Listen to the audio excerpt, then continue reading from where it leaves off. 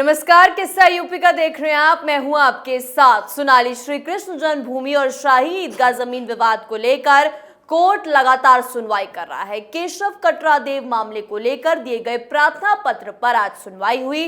जिला न्यायालय के सिविल जज सीनियर ने मामले को सुनने के बाद 10 मार्च की अग्रिम तारीख तय की है, यानी 10 मार्च को मामले में अहम फैसला आ सकता है। तो आज किस्सा यूपी का में इसी पर चर्चा करेंगे। चर्चा के लिए हमारे साथ स्टूडियो में मौजूद हैं कैपिटल टीवी के एग्जीक्यूटिव एडिटर राजीव जी। राजीव जी, बहुत बहुत स्वागत है आपका। धन्यवाद। राजीव जी, 10 मार्च को क्या कुछ फैसला आ सकता है? देखिए, अभी तो फैसला आने में समय लगेगा, लेकिन ये उम्मीद है कि 10 मार्च को सर्वे कराने का फैसला आ सकता है। उसमें कई याचिकाएं दायर की गई है, जिसमें एक जमीन का विवाद है कि जमीन पर मालिकाना हक किसका होना चाहिए। दूसरी बात है कि जमीन पर मालिकाना हक के साथ ये भी है कि शाही ईदगाह मस्जिद क्या मस्जिद है या फिर ये मंदिर को तोड़कर उसके अवशेषों पर बनाया गया है। इस पर भी सवाल उठता है। इसलिए इसके लिए सबूत जो मिलेंगे वो सर्वे के माध्यम से मिलेंगे, जब इसकी जांच की जाएगी। एक फैसला उस पर भी आना है। मतलब अलग अलग याचिकाएं दायर की गई है मस्जिद के खिलाफ में कि वो जो 13.37 एकड़ जमीन है, वो जमीन के भीतर ही मस्जिद कैसे बन गया।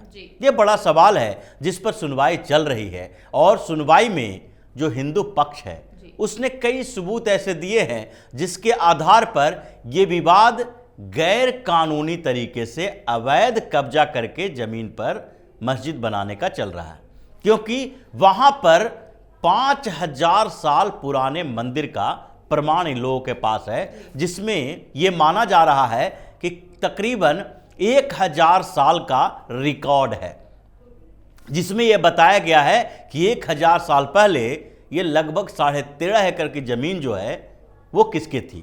उसके बाद ये बताया गया है कि इस जमीन पर अलग अलग समय में मंदिर बने हुए थे, हमेशा से मंदिर रहे हैं। कटरादेव मंदिर वो आज की नहीं है, लेकिन ये भी बताया गया है कि वो मंदिर हमेशा से एक तरह की नहीं रही। कई बार जो मुस्लिम आक्रांता आए उसने मंदिर को तोड़ा, फिर उसके बाद वहां पर बाद में मंदिर बनाई गई, फिर उसको तोड़ा गया, और अंतिम समय में जो ये मंदिर टूटी है वो है औरंगजेब के शासनकाल में। जब औरंगजेब के समय में मंदिर तोड़ी गई तो उसके बाद उस मंदिर के परिसर के अंदर ही उसके कुछ भाग में मस्जिद बना दी गई, जिसको शाही ईदगाह मस्जिद कहा जाता है। लेकिन जब वो पूरे जमीन जिस पर मलबा पड़े हुए थे, उस पूरे जमीन को ब्रिटिश काल में घोषित कर दिया गया गैर मजरूआ, जिसको कहते हैं, मतलब सरकारी जमीन के स्तर पर। उसके बाद इसका क्या हुआ, नीलामी हुई। अंग्रेजों ने जब नीलामी की तो उस पूरे जमीन को पटनी देव ने खरीदा, महाराजा पटनी देव ने खरीदा, और ये लंबे समय तक चलता रहा। फिर उसके बाद मदन मोहन मालवीय ने उस जमीन को रजिस्ट्री करवाया कि वहां पर मंदिर का निर्माण किया जाएगा। बिरला ने उसके लिए फंडिंग की और फिर से वहां पर भगवान श्री कृष्ण का मंदिर बनाया गया। अब सवाल यह उठता है कि वो जो मस्जिद है वो वहीं पर क्यों होना चाहिए। ये विश्वास और आस्था की बात है। आखिरकार मुस्लिम पक्ष को उसके लिए इतने लंबे समय तक लड़ने की क्या जरूरत है। जैसे अयोध्या में लड़ाई चली, जैसे अभी काशी में है और मथुरा में भी है। जहां जहां लड़ाई चल रही है उसके पीछे की वजह क्या है, क्योंकि कोर्ट में तो इन लोगों को खुद ही ये बताना चाहिए कि ये हिंदू धर्म के आस्था के प्रतीक हैं। इन जगहों पर मस्जिद का कोई मायने नहीं रहता है। अगर किसी इन्हीं के जगह पर, जहां पर ये एक फेमस मस्जिद होना चाहिए, अगर हम काबा की बात करें, अगर हम सऊदी अरब की बात करें, तो वहां पर क्या किसी मंदिर के अस्तित्व को ये लोग स्वीकार करेंगे? सबसे बड़ी बात तो यह है कि इन लोगों का जो अड़ियल रुख है, यही ये दिखाता है कि हिंदुस्तान में रह के इन लोगों को हिंदुओं की भावनाओं की कदर नहीं रही है। अयोध्या में भी लंबे समय तक न्यायिक प्रक्रिया के तहत यह मामला चला। मक्का मदीना में तो हिंदुओं को जाना भी बैन है। दिक्कत यह है कि मक्का मदीना की तो बात अलग हो सकती है, वो बहुत पवित्रतम स्थल इन लोगों के लिए है, लेकिन क्या किसी भी मुस्लिम बाहुल देश में अगर इस तरह से उसके क्षेत्र में मंदिर बना दिए जाते तो ये लोग कानूनी प्रक्रिया का पालन करता? अगर बंगाल में देखा जाए, उसके साथ साथ पाकिस्तान में देखा जाए, इन जगहों पर, उसके बगल में अफगानिस्तान है। 3 देशों की बात हम अभी करेंगे जहां पर हिंदुओं के प्रतीकों का सिखों के प्रतीकों के साथ हिंदुओं के मंदिर स्थल और सिखों के गुरुद्वारों पर कितने हमले हुए हैं। क्या वहां न्यायिक तरीके से, न्यायिक प्रक्रिया का पालन करके मस्जिद बनाए जाते हैं या मंदिर या गुरुद्वारों पर हमला किए जाते हैं? लेकिन यहां पर इन लोगों को वही अधिकार चाहिए कि जो यहां पर इन्हें मिलना चाहिए।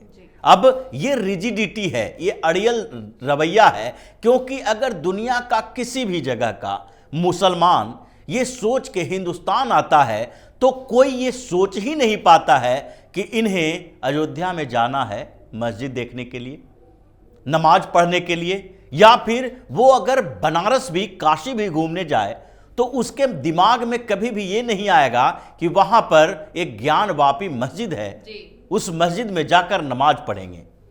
अगर मथुरा में भी आएगा तो उसके लिए ये कोई तीर्थ स्थल, धार्मिक तीर्थ स्थल नहीं है कि वहां पर शाही ईदगाह मस्जिद देखने के लिए आए, वहां पर नमाज पढ़ने के लिए आए। लेकिन दुनिया के किसी कोने से अगर कोई हिंदू हिंदुस्तान आता है और वो धार्मिक पर्यटन स्थलों के, धार्मिक स्थलों के लिए जाता है, देखने के लिए जाता है, तो उसके जहन में जरूर होगा कि भगवान राम को अगर देखना है, जानना है, समझना है तो सबसे प्रसिद्ध जगह अयोध्या ही होगा। अयोध्या कोई जगह नहीं है, हम लोग अयोध्या धाम बोलते हैं, यानी कि वो पवित्रतम जगह है जहां से मर्यादा पुरुषोत्तम श्री राम का सीधा संबंध है। उसी तरीके से काशी में भगवान भोलेनाथ की बात सोचकर ही आएगा। कोई भी अगर दुनिया के किसी भी हिस्से से कोई हिंदू आता है तो वो इन जगहों पर आस्था के साथ जाता है, उसकी आस्था जुड़ी हुई है यहां से। लेकिन क्या किसी मुस्लिम की आस्था यहां से जुड़ी हुई है? मुसलमानों की आस्था जुड़ी हुई नहीं है, बल्कि मुसलमानों का अड़ियल रवैया है। ये सोचता है कि हमारे साथ अन्याय हो रहा है, जबकि इन लोगों ने अन्याय को बर्दाश्त करने के लिए नहीं बल्कि अन्याय करने के लिए ही ये कदम उठाया है। अगर मथुरा, काशी या अयोध्या की बात होती है तो इन लोगों को लगता है कि वहां पर मस्जिद बनाया ही जाना चाहिए। ये पूरी स्थिति को अगर देखें, मुगल काल की बात देखें या सल्तनत काल की बात देखें या फिर उससे पहले भी जो मुस्लिम आक्रांता है, उन लोगों ने मंदिरों पर आक्रमण किया। हमें इतिहास में क्या बताया गया कि मंदिरों पर हमला इसलिए किया गया है क्योंकि मंदिरों में संपत्ति होती थी, लेकिन मंदिरों की संपत्ति को लूटा जाता था या फिर मंदिरों को तोड़ा जाता था। ये दोनों अलग अलग चीजें हैं। अगर मुस्लिम आक्रांता कोई आता है, सोमनाथ के मंदिर पर हमला करता है, वहां पर वो उसके सोने को लूट के ले जाता है, लेकिन उसको तोड़ने की क्या जरूरत पड़ी है?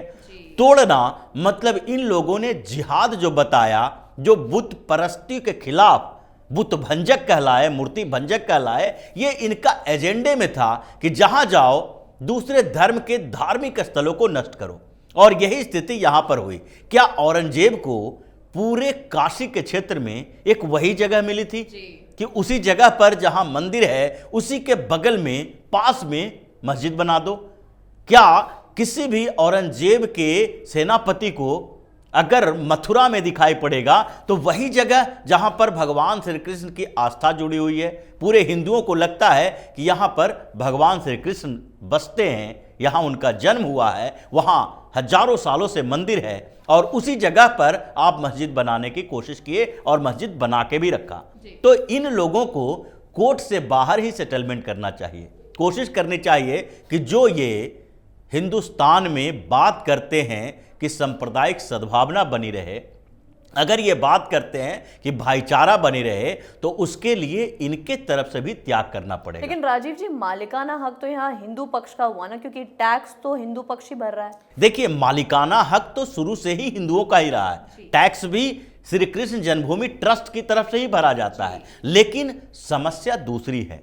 यहां पर दीवानी मामले, यानी कि जो जमीन से जुड़े हुए मामले होते हैं, उसके फैसले आने में बहुत ज्यादा समय लगता है। यह सामान्य व्यवहार में है। सामान्य अगर दो पक्ष के बीच किसी जमीन का विवाद चलता है तो सालों साल तक फैसला चलते रहता है। लेकिन यहां पर बात तो दो पक्ष में महत्वपूर्ण पक्षों की है, हिंदू और मुसलमान के बीच की है, मंदिर और मस्जिद के बीच की है। तो इसके लिए जो प्रूफ हिंदू पक्ष के पास है, जो रेवेन्यू रिसिप्ट है, उसके साथ उन पूरे क्षेत्र के यानी कि 13.37 एकड़ जमीन है, उसका डीड है, वो कैसे खरीदी गई उसकी सारी रिकॉर्ड है, ब्रिटिश काल से रिकॉर्ड है। लेकिन फिर भी जो ये लोग दावा कर रहे हैं वो कंस्ट्रक्शन के बेसिस पे कर रहे हैं।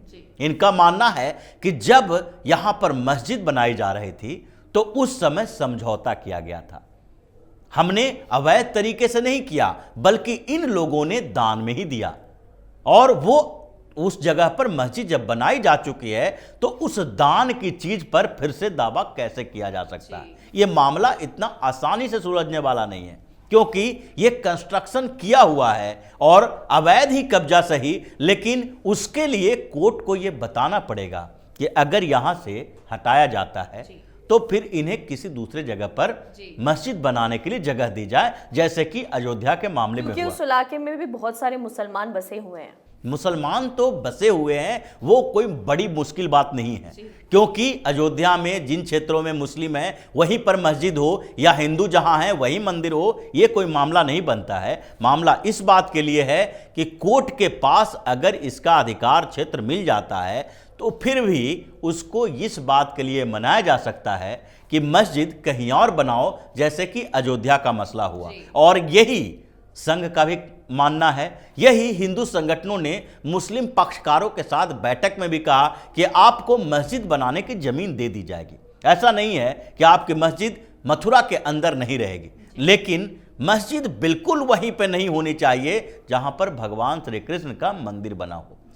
तो ये मामला अगर कोर्ट से बाहर सुलझ जाए, मुस्लिम पक्ष को यह सोचना चाहिए कि अगर ये अपने जिद को त्याग दे तो फिर स्थितियां अनुकूल रहेगी, अगर नहीं त्यागेगा तो ऐसी स्थिति है कि हिंदुस्तान में सिर्फ काशी और मथुरा ही नहीं है, हजारों ऐसे मस्जिदें हैं जिसके खिलाफ कोर्ट का दरवाजा खटखटाया जाएगा और उन पर ताला भी लगाया जाएगा। बहुत बहुत धन्यवाद राजीव जी बातचीत के लिए। धन्यवाद। जी हाँ, तो जिस जमीन की लड़ाई की बात हो रही है, इस पुराने इलाके में मुसलमान बसे हुए हैं, उनसे जमीन खाली कराने के लिए ट्रस्ट की ओर से 1967 में मुकदमा दिया गया था। बाद में इसमें सहमति हुई और सहमति के आधार पर मुस्लिम रहते आ रहे थे, लेकिन उनका इस पर कोई मालिकाना हक नहीं है, वो किराएदार के रूप में ही दर्ज है।